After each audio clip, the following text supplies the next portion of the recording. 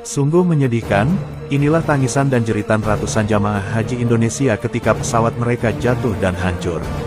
Tragedi ini merupakan tragedi perjalanan udara pertama yang sangat menyedihkan bagi jamaah haji asal Indonesia. Sudah dari dahulu kala, perjalanan haji Indonesia termasuk perjalanan panjang yang penuh resiko besar.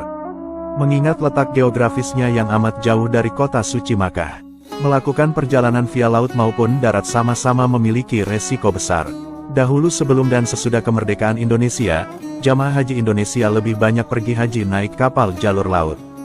Meskipun butuh waktu berbulan-bulan untuk sampai di kota Makkah, tetapi biaya yang dikeluarkan cukup murah.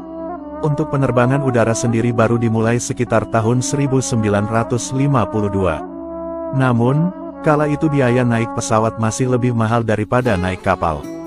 Ongkos naik kapal hanya Rp7.500, sedangkan naik pesawat mencapai Rp16.600. Jadi, dahulu jemaah haji lebih banyak yang memakai kapal dibanding naik pesawat.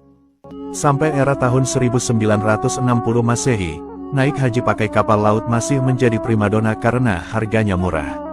Namun pada era tahun 1970, perjalanan haji pakai pesawat lebih digemari. Hal ini karena selain lebih cepat, juga harganya tidak jauh berbeda dengan kapal laut. Lalu pada tahun 1974, tarif haji pakai pesawat hanya dipatok Rp560.000, sedangkan haji pakai kapal laut sebesar Rp556.000. Selisihnya sangat tipis, hanya cuman selisih Rp4.000 saja. Zaman sekarang uang segitu mungkin hanya bisa buat beli cilok, tapi zaman dahulu uang Rp4.000 itu nilainya sangatlah besar. Pada era tahun 1970-an, perjalanan haji jalur udara menjadi semakin populer di Indonesia.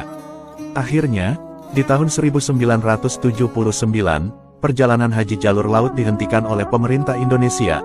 Hal ini karena PT Arafat selaku penyedia layanan perjalanan haji jalur laut bangkrut dan ongkos naik kapal lebih mahal dari pesawat. Namun di saat kala itu naik haji pakai pesawat menjadi tren, insiden kecelakaan pesawat jemaah haji yang mengerikan justru terjadi kala itu. Peristiwa ini menjadi penerbangan jamaah haji terburuk sepanjang sejarah penerbangan haji Indonesia. Pada bulan Desember tahun 1974 yang bertepatan dengan musim haji, para calon jamaah haji semakin banyak yang mendaftar dan berangkat. Namun karena jumlah calon haji membengkak, lantas mengakibatkan pemerintah Indonesia kekurangan armada pesawat untuk angkutan haji tahun itu. Pihak maskapai Garuda Indonesia lalu mencari armada pesawat